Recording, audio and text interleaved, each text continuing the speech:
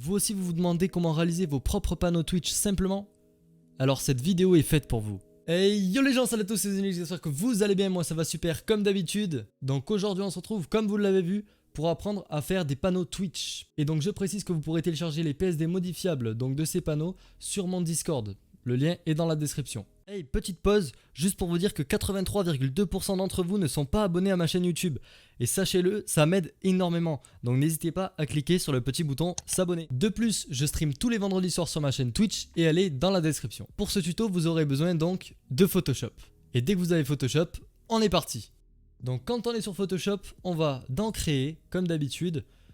Ensuite, en largeur, on met du 320 par 77. Et en résolution, on met 300. Comme d'habitude, on met toujours 300, comme ça on est large. Donc dès qu'on arrive sur Photoshop, on vient prendre le pot de peinture, juste ici. S'il n'est pas sélectionné, on fait clic droit et on choisit l'outil pot de peinture. Puis on choisit la couleur. On va prendre ici une couleur rouge assez pure, voilà. On va prendre, je pense, celle-ci. L'hexadécimal, c'est FF4456. Et on clique sur notre calque. Donc dès que ceci est fait, on va venir prendre l'outil sélection en rectangle, juste ici. S'il n'est pas sélectionné, encore une fois, clic droit et on le sélectionne. Ensuite, on vient partir de cet angle-là, donc l'angle en haut à gauche. On commence à cliquer, puis après, on appuie sur la touche Shift qu'on maintient. Et donc, ça nous fait un carré parfait, comme on peut le voir. On arrive jusqu'en bas, et ensuite, on a notre carré.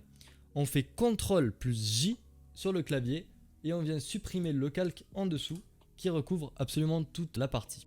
Dès qu'on a fait ceci, on va venir créer un nouveau calque juste ici, et on le décale en dessous, donc de notre petit carré de la couleur que vous souhaitez. De préférence, une couleur assez claire. Ensuite, on vient changer la couleur juste là. On va prendre ici, par exemple, un gris pas trop foncé, voilà, à peu près comme le fond de Photoshop ici. On prend l'outil pot de peinture, on va sur notre calque en dessous et on le remplit. Donc moi, pour que vous voyez mieux, j'ai changé le fond de Photoshop, sinon vous allez absolument rien y voir, ça va être un petit peu moche pour la vidéo. Ensuite, ce qu'on va faire, c'est de créer un nouveau calque, juste ici, fichier nouveau. Donc on va mettre du 1000 par 1000 pour être large. Dès que c'est fait, on fait créer et on vient importer les images de nos réseaux sociaux ici. Imaginons YouTube par exemple. Pour ce faire, on va dans Fichier, Importer et Incorporer et on choisit l'image donc de YouTube. Dès que c'est fait, on va venir prendre l'outil baguette magique parce que notre YouTube il n'est pas en PNG. Donc on fait clic droit, outil baguette magique et on vient sélectionner tout le blanc. Si ça marche pas, vous faites un petit clic droit et vous changez la taille d'échantillonnage. Dès qu'on a sélectionné donc tout le blanc, on va juste ajouter un nouveau calque en dessous, voilà, pour pouvoir supprimer donc le blanc de YouTube. Et on vient faire un petit donc CTRL X. Ici ça ne marche pas, donc on va prendre le pot de peinture par exemple, et vous voyez ça fait une petite coche interdite. On clique et on doit pixeliser le calque, voilà. Et ensuite on fait donc CTRL X ou Supr sur le clavier. Dès que ceci est fait, on va venir prendre notre petit YouTube en PNG, donc CTRL C et on repart dans notre calque de tout à l'heure et on fait un petit CTRL V ici. Comme on peut voir, la taille est beaucoup trop grande, donc on va faire CTRL plus T et venir modifier la taille facilement. Même s'il reste du blanc à côté, ce n'est pas grave parce que YouTube on va pas le laisser en rouge comme ça. On va faire un petit double clic à droite, ici, et on a une fenêtre qui apparaît. On va faire une incrustation en couleur. Et donc dans la couleur, on va mettre l'opacité au maximum. Et on va choisir la couleur blanc. Et ensuite on fait OK. Une petite chose, on va ajouter des règles. Donc on part sur notre petit carré. Ensuite on fait CTRL R si c'est pas affiché. Donc CTRL R, voilà, on affiche les règles. Et on vient déplacer une règle au milieu du carré. Donc ça l'affiche automatiquement et aussi horizontalement. Ensuite on retourne sur notre petit YouTube. Et on vient donc changer la position de celui-ci afin de la mettre exactement au milieu. Et en maintenant Alt plus la touche pour réduire, donc clic, ça nous fait un YouTube parfait. Dès que ceci est fait, on va venir faire CTRL J sur le clavier en étant sur le calque de YouTube et on vient sélectionner le YouTube d'en dessous. Ensuite, on double-clique sur ce YouTube et l'incrustation couleur, on va la changer pour une couleur comme ceci, mais en beaucoup plus foncé. Donc, peut-être pas autant, voilà, quelque chose de assez foncé, voilà, comme ceci. Donc ici par exemple l'hexadécimal c'est 8C 2A33 et on fait OK. Et maintenant on n'a plus qu'à venir sur ce petit icône, voilà, de déplacement. On va déplacer avec les flèches directionnelles du clavier, donc un coup à gauche, un coup en bas. Ensuite on refait CTRL J et on fait un coup à gauche, un coup en bas. CTRL J, un coup à gauche, un coup en bas. En fait là ce qu'on fait c'est qu'on duplique le calque depuis tout à l'heure et on le déplace de en haut vers en bas. Donc on continue.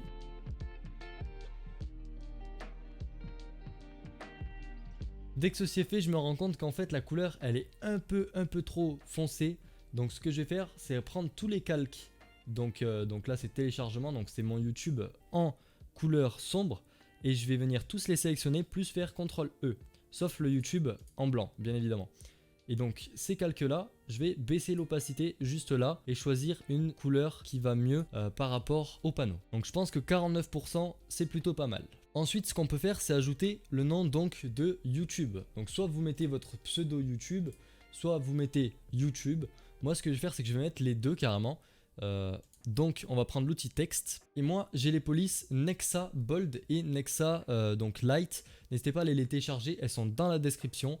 Normalement c'est un seul pack pour les deux et donc c'est des polices assez jolies plutôt pour les panneaux. Ensuite on vient marquer donc, imaginons YouTube, on vient ensuite faire CTRL plus A, tout sélectionner, on change la couleur pour du blanc entièrement et on baisse la taille évidemment parce que là c'est vachement trop gros. Dès que ceci est fait, on va venir faire CTRL T et on va venir le placer un peu là où on veut. Je vais dire que là c'est plutôt pas mal. Ensuite on va faire CTRL J. Donc on copie le calque de YouTube et avec l'outil déplacer, on déplace vers le bas notre petit YouTube juste là. Et avec notre outil texte, on vient changer. Je vais faire slash with an X, voilà. Et faire CTRL A puis mettre la police exactement la même mais en light. Voilà. Et aussi changer la taille de la police. Donc je vais mettre du 5 ou voire même plutôt du 4. Et dès que ceci est fait, on va venir dans le petit outil A ici, donc la lettre. Et dans VA, on va mettre, donc par exemple, imaginons 200. Voilà. Et donc ça fait un espacement des lettres qui est assez propre je trouve. Et ensuite on n'a plus qu'à redimensionner un peu comme on veut avec CTRL T bien évidemment comme d'habitude. Si on veut voir peut-être l'élargir etc. Donc voilà j'ai redesigné un petit peu donc le YouTube avec le With an X. J'ai même rajouté 2 slash de plus, ça fait un petit peu plus joli je trouve. J'ai rechangé les tailles etc. Et puis j'ai mis ça au centre. Maintenant ce qu'on peut venir ajouter c'est des petits détails. Donc soit c'est des détails personnels que vous ajoutez, vous savez faire. Soit vous pouvez faire un petit peu ce que je vous propose. Donc ici on va créer un nouveau calque. On va faire une forme n'importe comment, voilà, tac. On prend l'outil pot de peinture et on remplit. Ensuite on fait CTRL T et on vient remplir l'image ici en faisant Shift. Et là on maintient le clic et on vient prendre une taille voilà d'à peu près même un petit peu plus fin que ça. Voilà, là ça me paraît plutôt pas mal. On va le décaler en dessous le calque carré. Donc vous renommez les calques, hein, n'hésitez pas si vous vous perdez. Moi ça va, j'arrive à me repérer. Mais sinon si vous voulez renommer les calques, vous faites un double clic et après vous mettez par exemple carré. Voilà, simplement. Ensuite cette petite barre ici, on va faire un double clic dessus. Et on va ajouter une incrustation en dégradé. Ici donc, moi j'ai pris un dégradé qui va de la couleur ici à la couleur du gris du fond. En échelle j'ai mis 70%, ça me paraît plutôt pas mal, vous pouvez l'augmenter etc. Moi je pense que 70% c'est plutôt pas mal, l'opacité au maximum, l'angle 280 degrés et puis on va faire OK. Maintenant que ceci est fait, je vais redesigner un petit peu en faisant CTRL T la petite barre, voilà, pour qu'elle passe un petit peu plus dessous et que ça fasse moins net juste ici. Ensuite les petits détails qu'on peut ajouter, pareil, on va refaire des petites barres, voilà, donc on va faire un rectangle, tac, de la couleur rouge rose un peu comme ça. Donc vous mettez les couleurs que vous voulez, choisissez absolument ce que vous voulez. Nous ici on va aller rester dans les couleurs un peu simples et on va faire un petit rectangle comme ça en maintenant Shift. Ensuite on va venir prendre donc notre calque tout en bas avec l'outil lasso polygonal et on va faire un angle à peu près comme ceci, voilà, un peu comme moi, faites un petit peu comme vous pensez. On va tout sélectionner et on va faire un supre sur le clavier. Ensuite donc dès que ceci est fait, on va prendre le calque ici, donc le calque en haut qu'on a ajouté avec le petit effet en dégradé. On va zoomer avec Alt plus la molette et on va aussi supprimer ce petit bout là.